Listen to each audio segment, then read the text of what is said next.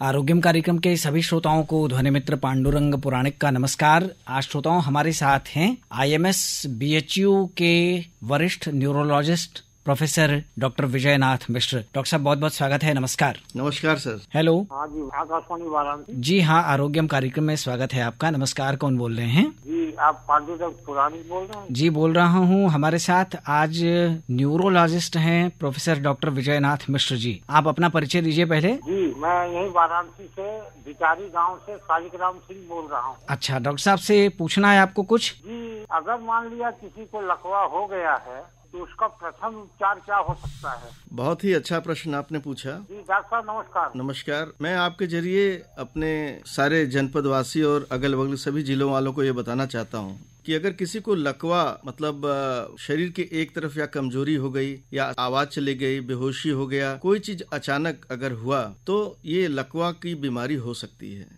इसमें मैं ये कहना चाहता हूँ कि काशी हिंदू विश्वविद्यालय का जो न्यूरोलॉजी विभाग है, यहाँ लकवा के इलाज के लिए सभी सुविधाएं उपलब्ध हैं। अगर आप 1 घंटे के भीतर हमारे चिकित्सालय पहुंच गए BHU में तो एक अलग ढंग का आपको अनुभव मिलेगा, और अगर आप थोड़ा सा लेट भी हुए तो 6 घंटे के भीतर भी अगर आप पहुंच जाइए तो भी आपको जो हम उपचार देंगे वो एकदम अलग होगा। 6 घंटे से बाद वाले जो लोग पहुंचते हैं उनकी उपचार अलग होती है। अब क्या अलग होता है ये सुन लीजिए।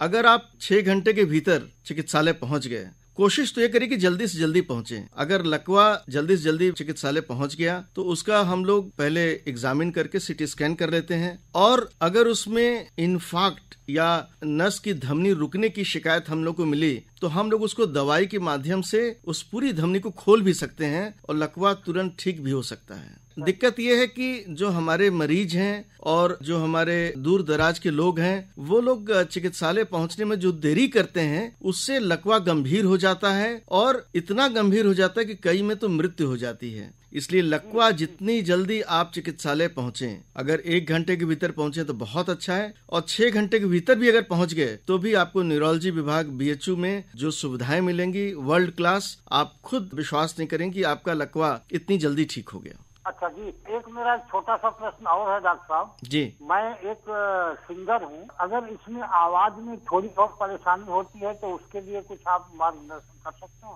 देखिए, आवाज की जहाँ तक बात है तो आवाज जो है लकवे से भी जा सकती है। आवाज के लिए एक वोकल डिस्टोनिया हम लोग कहते हैं, जिसमें आवाजें कांपने लगती हैं, और कई बार क्या होता है कि जो वोकल कॉर्ड जहाँ से आवाज निकल रही है वहाँ अगर कोई इन्फेक्शन या इन्फ्लेमेशन हो वहाँ दिक्कत है।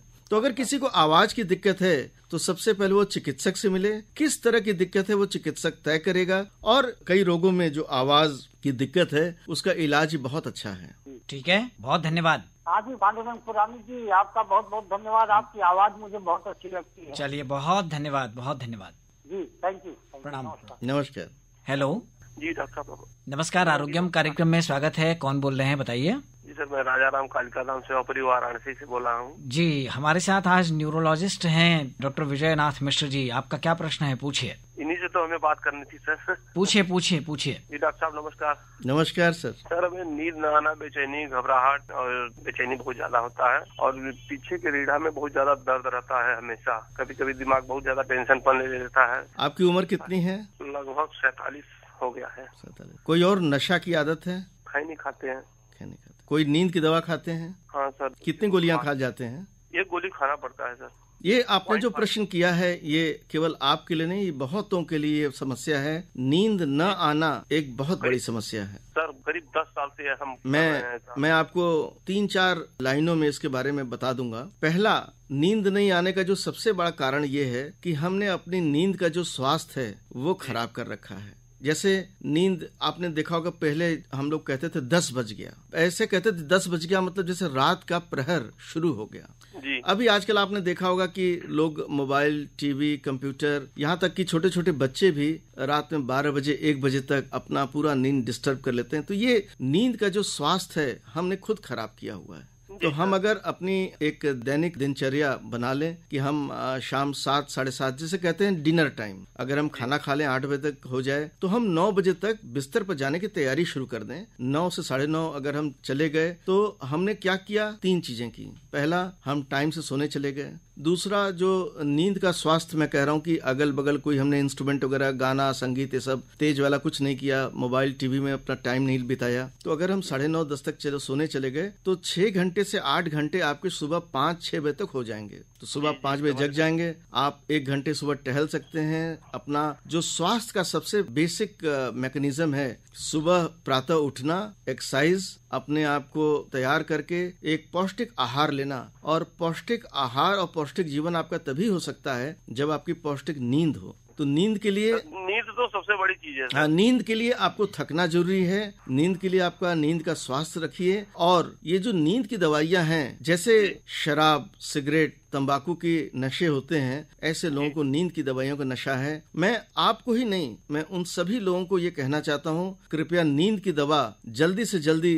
इसके लत से हट जाएं। नहीं तो होता क्या है कि कोई 10 गोली खा ले रहा है, कोई 20 गोली खा रहा है। और सबसे बड़ी बात यह है कि इससे एक तो डिप्रेशन आपको आता है, दूसरा आत्महत्याएं की प्रवृत्ति बढ़ जाती है, और तीसरा जब आपको नींद की एक सोच होगी कि मैं सोया कि नहीं सोया, हरदम आपके मन में रहेगा मैं नहीं सोया, क्योंकि आप दवा के लती हो गए हैं। तो दवा का लत, इसको आप छोड़िए। और जैसा मैंने कहा, आप एक अपने दिनचर्या को बढ़िया बनाइए और स्वस्थ जीवन जिए।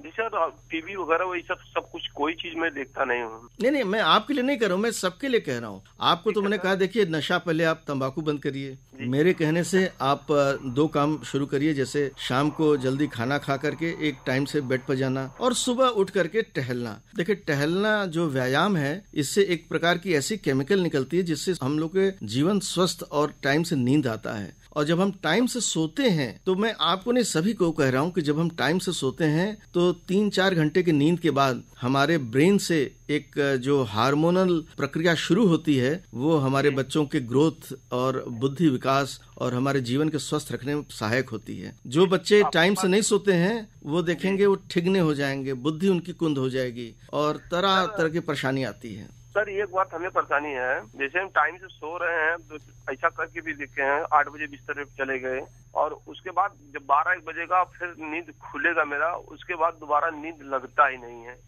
ये मतलब सेकंड स्लीप जो हम कहते हैं। तो इसमें कुछ नहीं आपको करना है। जो मैं आपसे कहना चाहता हूँ कि आप भले नींद न लगे, आप उठे, वॉशरूम वगैरह गए, आपने अगर प्यास लगे तो कुछ पानी नहीं पी लीजिए, कुछ भी अपना आप देख लीजिए कि ऐसा भी नहीं कि आप अगर कोई डायबिटीज वगैरह है, कोई दवा खा रहे हैं, तो ऐसा तो नहीं कि रात में शुगर गिर जा रहा है, किसी चीज की परेशानी नहीं है, थायराइड और तो आप जो है, किसी की गोली नहीं हाँ, है। तो बहुत अच्छी बात है। तो आप जो है बस उठिए और 10-15 मिनट बाद आप बिस्तर पर मेरे कहने से फिर दोबारा जाइए और मन में एकाग्रता लाइए कि मैं अब सोने जा रहा हूँ। जैसे आप एकाग्रता लाएंगे, नींद स्वतः दोबारा चली आएगी। ठीक है सर, अब आपको आकर के बीएचयू में एक बार हम मिलेंगे। बहुत बहुत धन्यवाद, आइए सर, प्रणाम। ठीक है, धन्यवाद। प्रणाम। मतलब निश्चित रूप से जब एक बार नींद टूटती है तो मन में और दूसरी तरह के विचार आने लगते हैं, हम कुछ अन्य चीजों के बारे में सोचने लगते हैं। बिल्कुल, जिसके चलते बिल्कुल। और नींद दोबारा तभी आएगी जब एकाग्रता हम ले आएंगे। जी, एक फोन है डॉक्टर साहब। हेलो। हाँ, हेलो सर, नमस्कार। नमस्कार, आरोग्यम कार्यक्रम में स्वागत है। नाम बताइए, कहाँ से बोल रहे हैं, कौन बोल रहे हैं? जी, मैं जमील अहमद शाह बोल रहा हूँ सर, तकिया मड़ियाहू, जिला जौनपुर से। जी जमील जी, हमारे साथ आज न्यूरोलॉजिस्ट हैं प्रोफेसर विजयनाथ मिश्र जी। आपका प्रश्न पूछिए। डॉक्टर साहब नमस्कार। नमस्कार सर, जमील साहब। डॉक्टर साहब, मैं थोड़ी सी जानकारी, ये लकवा के बारे में मैं जानना चाहता है सर, कि इसका लक्षण क्या होता है और ये कब होता है और इससे बचने के लिए क्या तरीका होता है सर? बहुत बढ़िया प्रश्न किया। न्यूरोलॉजी में हम लोग कहते हैं फास्ट, FAST। किसी को भी हम लकवा के बारे में अगर देखना चाहते हैं तो हम कहते हैं कि देखो भैया, F मतलब फेस पर कमजोरी है क्या, S मतलब स्पीच क्या अफेक्टेड है, और दाएं या बाएं हिस्से में कोई कमजोरी है क्या, आर्म, A मतलब आर्म, तो FAST, face, arm, speech test. ये बहुत आसान टेस्ट है, कोई भी कर सकता है, कहीं भी कर सकता है। अगर किसी का चेहरा टेढ़ा हो, किसी की स्पीच चली गई हो, किसी एक तरफ आर्म या हाथ या पैर या चेहरा कमजोर हो गया हो, तो ये लकवा के लक्षण हैं। तो लकवा वैसे कई बार क्या होता है, केवल आवाज चली गई, केवल बेहोशी आ गई, जो चीज अचानक घटे, जैसे एक्सीडेंट होता है ना, जी जी, तो लकवा भी क्या होता है कि अचानक आता है, क्योंकि इसमें आर्टरी या तो फट गई या नस सूख गया। तो अचानक कोई भी चीज आता है तो हम सबसे पहले सोचते हैं कहीं लकवा तो नहीं है। तो लकवा के पहचान मैंने आपको बताए। अब दिक्कत यह है कि जब लकवा के प्रकार बहुत ज्यादा हैं, मतलब कहीं में केवल आंख की रोशनी चली गई, कहीं में स्पीच चला गया, कहीं में केवल हाथ चला गया, कहीं में कमजोरी आ गई, तो लकवा किसी भी तरह का हो,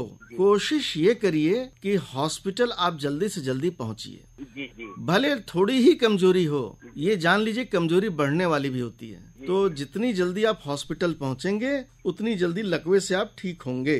ये बेसिक नियम है। डॉक्टर साहब, सुनने में ये आता है कि लकवा जो हवा एक चलती है वो मारता है, वो ज्यादातर भोर में सुबह लगता है, क्या ये बात सच्चाई है सर? देखिए, हवा कोई नहीं चलती है जी। भोर में क्या होता है कि हम जब सोते हैं तो हमारे ब्रेन की सफाई के लिए ब्लड प्रेशर बढ़ाता है भगवान, ये नेचर बढ़ाता है, सबके ब्रेन में बढ़ता है। जी जी। सबके ब्रेन में रात में ब्लड प्रेशर बढ़ता है क्योंकि ब्रेन की सफाई होती है। जी जी। इसीलिए सपने आते हैं। लेकिन दिक्कत क्या है कि जब हम सिगरेट, शराब, ब्लड प्रेशर, डायबिटीज और इसका जब इलाज नहीं करते, हमारे नसें कमजोर हो जाती हैं और जब रात में ब्लड प्रेशर बढ़ता है तो फट जाता है, क्योंकि ब्लड प्रेशर बढ़ा और नसें कमजोर हैं तो फट जाएगा।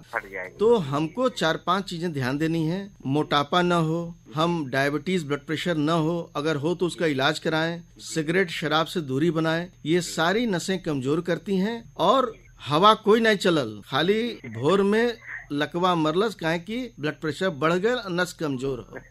जी जी। और अगर आपके साथ बहुत लोग सुन रहे होंगे तो मैं आपके जरिए बताना चाहता हूँ जी जी कि 2017 में न्यूरोलॉजी विभाग बीएचयू ने एक फिल्म भी बनाई जिसका नाम है फिर वही दिन।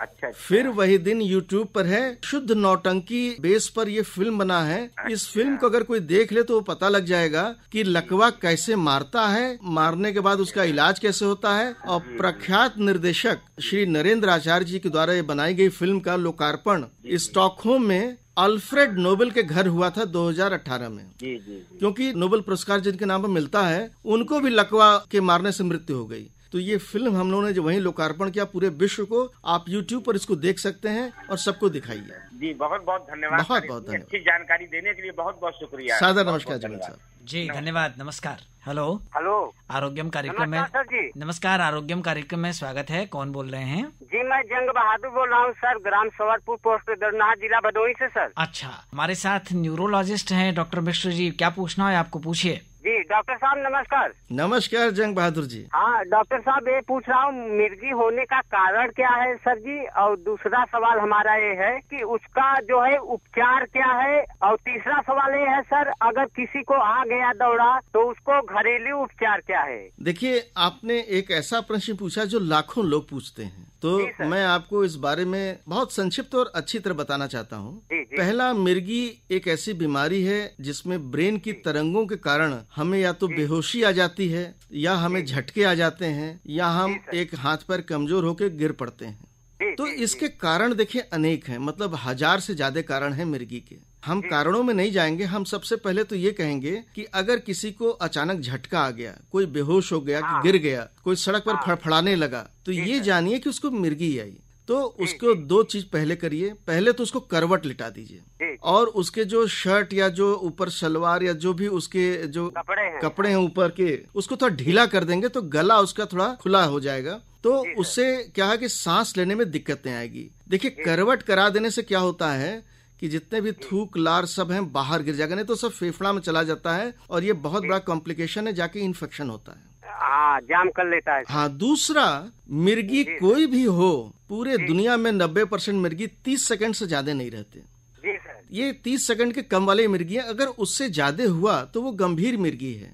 तो 90% मिर्गी जो 30 सेकंड से कम वाले हैं उसका करवट करके और तुरंत हॉस्पिटल की तरफ प्रस्थान कर दीजिए। जी जी सर। हॉस्पिटल में क्या है कि आपके यहाँ सर बीएचयू में किस डिपार्टमेंट में है ये व्यवस्था सर? देखिए, बीएचयू एक ऐसा चिकित्सालय है जो 26 करोड़ पॉपुलेशन को कैटर करता है और यहाँ एक आकस्मिक विभाग है, इमरजेंसी डिपार्टमेंट। तो इमरजेंसी में आप आइए, और न्यूरोलॉजी ओपीडी सप्ताह के 6 दिन चलती है, सोमवार से शनिवार तक, वहाँ भी आप आ सकते हैं। अगर इमरजेंसी में आप आए तो आपको इमरजेंसी सुविधा तुरंत दी जाएगी, उसके बाद से आपको न्यूरोलॉजी ओपीडी भेजा जाएगा। अगर जरूरत होगा तो न्यूरोलॉजी के डॉक्टर वहीं इमरजेंसी में ही जाएंगे। और इसमें क्या करते हैं हम लोग कि सीटी स्कैन या एमआरआई, जिसकी जो जरूरत हो, जो सुविधा उपलब्ध तुरंत कराते हैं। और आपको एक बात और बता दूं, मिर्गी की दवाइयाँ बहुत अच्छी उपलब्ध हैं। मतलब इतनी अच्छी उपलब्ध है मिर्गी की दवाइयाँ कि लोगों को आप भी बताइए और मेरे जरिए आप सबको बताइए कि झाड़ फूक और घरेलू उपचार पर विश्वास न करके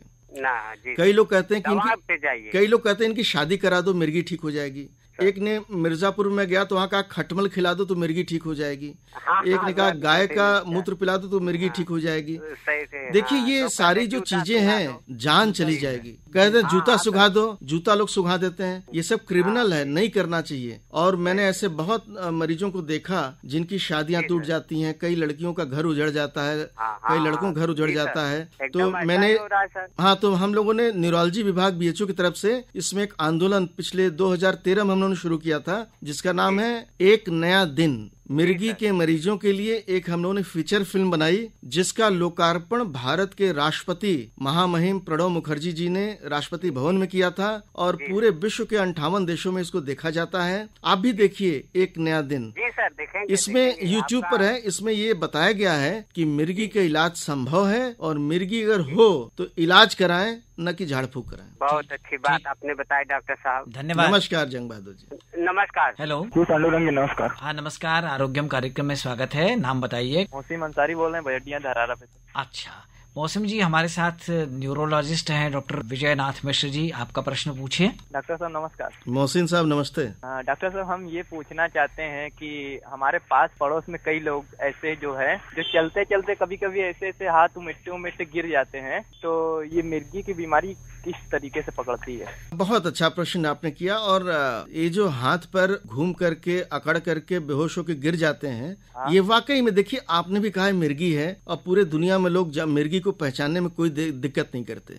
दिक्कत क्या करते हैं कि जब उसको मिर्गी आ जाती है तो लोग जूता लगते हैं सुखाने। बिल्कुल लोग उसको उधर ले जाते हैं झड़वाने फुकवाने और तरह तरह के धार्मिक स्थलों पर जाकर घुमाते हैं और बड़ी प्रताड़ना सहनी पड़ती है ऐसे मरीजों को, क्योंकि हम समाज में ऐसा हमने बना लिया है कि मिर्गी के मरीजों को ये सब कराओ। ये गलत है, बहुत गलत है और हरदम ये गलत ही कहा जाएगा। बिल्कुल गलत कहा। मिर्गी के मरीज का एक ही इलाज है, दवा दवा और दवा।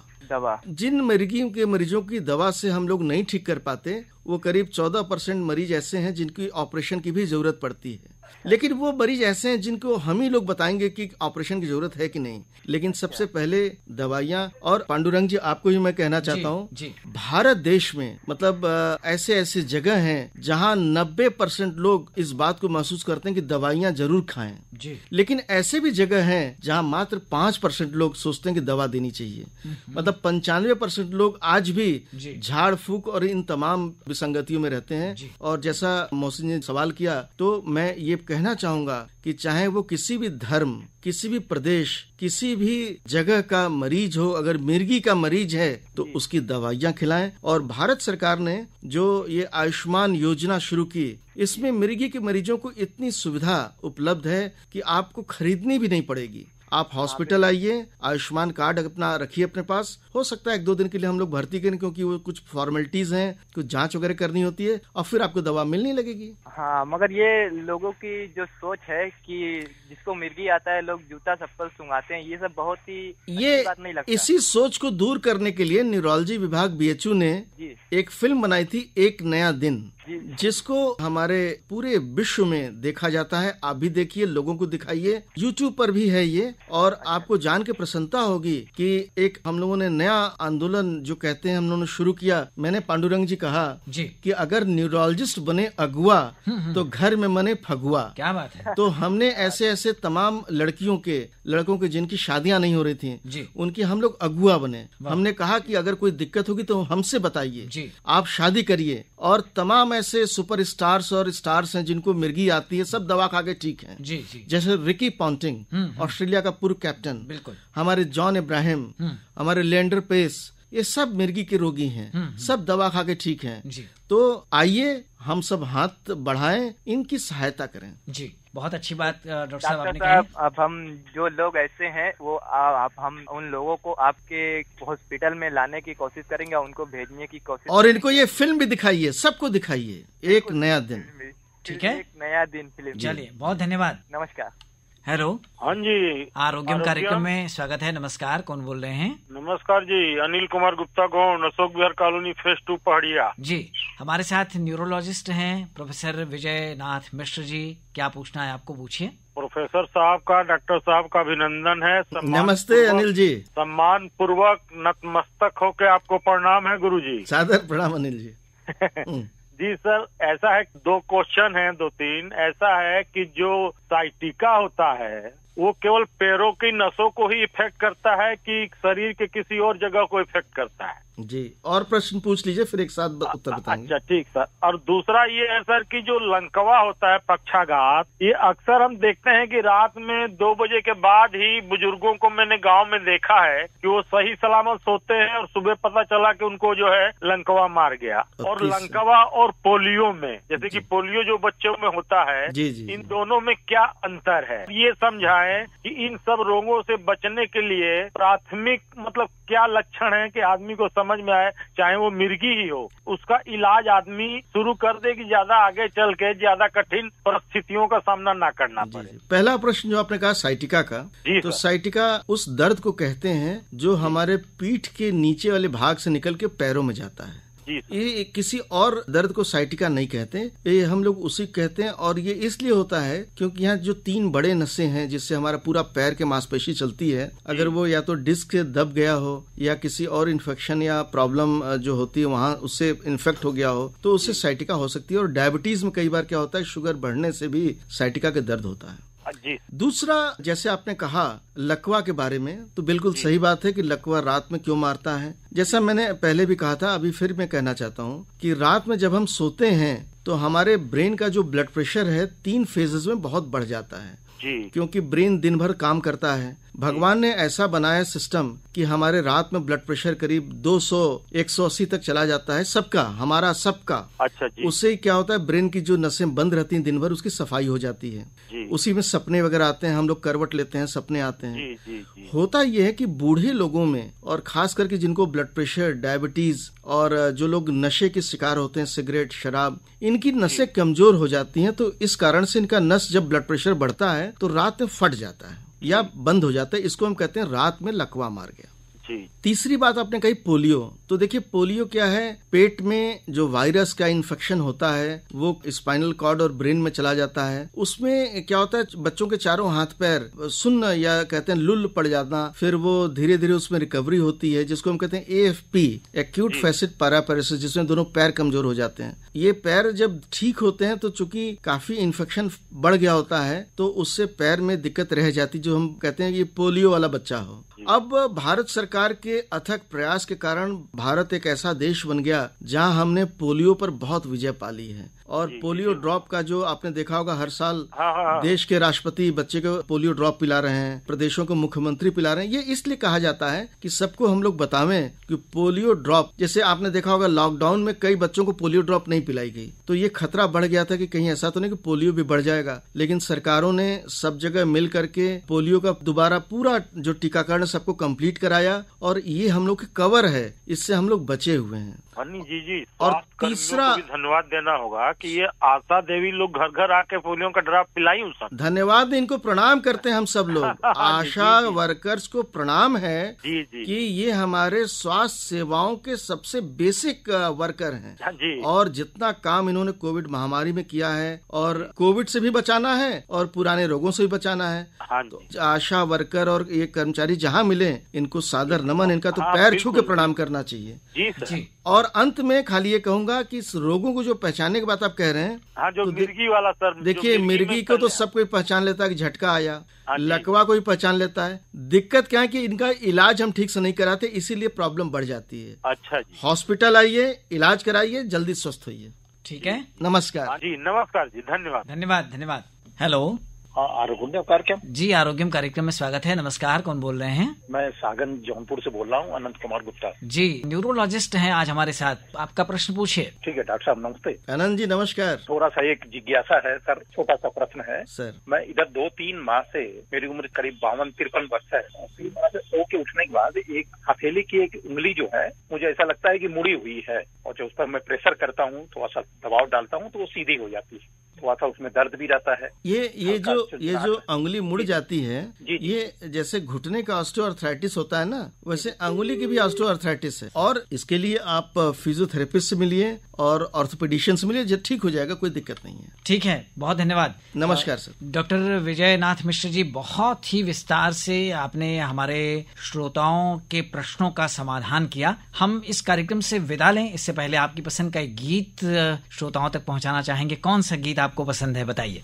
ऐ मेरे वतन के लोगों, क्या बात, जरा आंख में भर लो पानी। वाह, लता मंगेशकर जी का गाया हुआ ये गीत है और स्वतंत्रता का अमृत महोत्सव चल रहा है। क्योंकि ये ऐसा गीत है, ये जब बजता है तो रोए खड़े हो जाते हैं। देश के उन महान सपूतों को हम सलाम करते हैं जी। और अब तो जो कोविड महामारी में सीमाओं के जो हमारे सैनिक हैं उनको भी प्रणाम, और जो देश के अंदर स्वास्थ्य कर्मी जो सैनिक हैं उनको भी प्रणाम जी।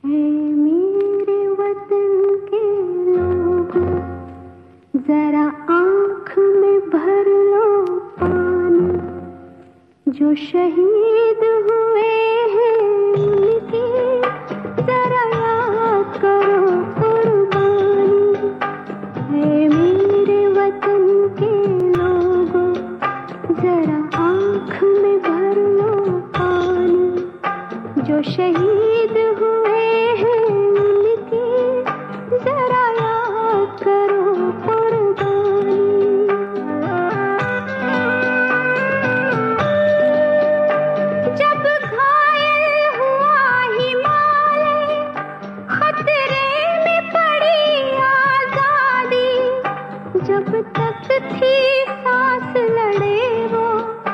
जब तक थी सांस लड़े वो, फिर अपनी लाश बिछा दी, संगीन पे धर कर माथा, सो गए अमर बलिदानी, जो शहीद हुए हैं उनकी जरा याद करो कुर्बानी।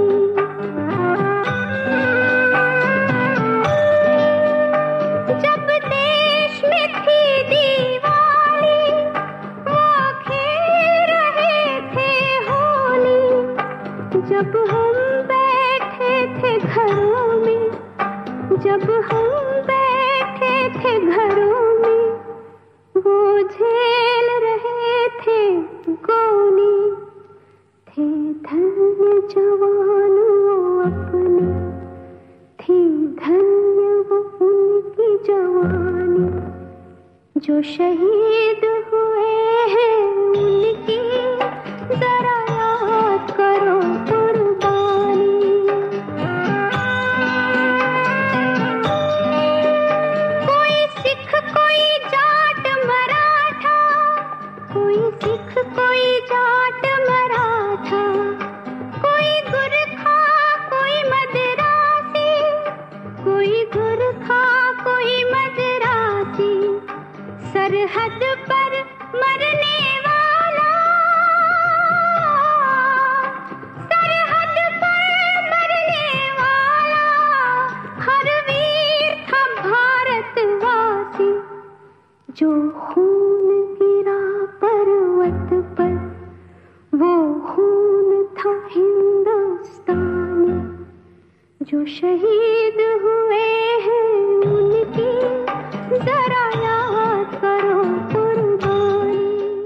डॉक्टर विजयनाथ मिश्र जी, आकाशवाणी वाराणसी के तमाम सुनने वालों की ओर से, आकाशवाणी वाराणसी की ओर से हम आपको ढेर सारा धन्यवाद दे देते हैं। श्रोताओं, अगले सप्ताह एक नए विषय के साथ, एक नए विशेषज्ञ के साथ आरोग्यम कार्यक्रम में हम फिर हाजिर होंगे। तब तक के लिए ध्वनि मित्र पांडुरंग पुराणिक को दीजिए अनुमति। नमस्कार। नमस्कार सर।